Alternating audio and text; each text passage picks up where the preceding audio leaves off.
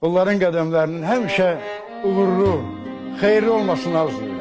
Amin. Üzükləri gəlir.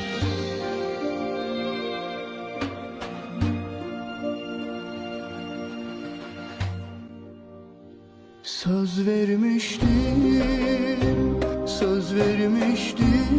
ömür boyu yalnız senin yarın idim.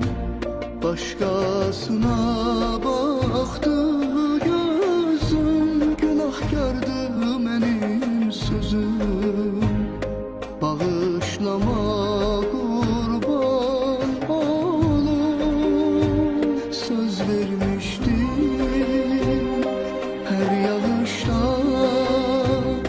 gezecektik biz el ele, sevgimize yağış yağdı.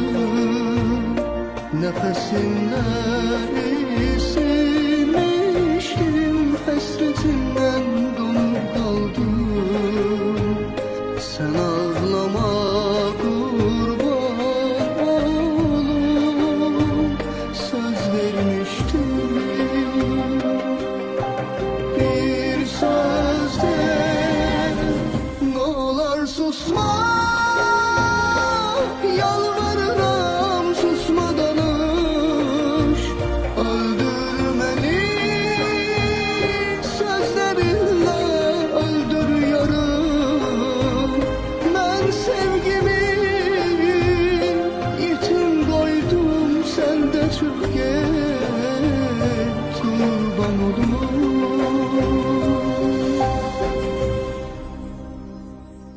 Ben ölürüm sensizlikten,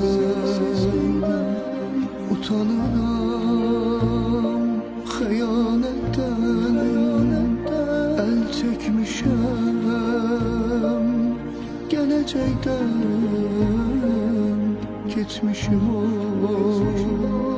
kurban olum günahkarım.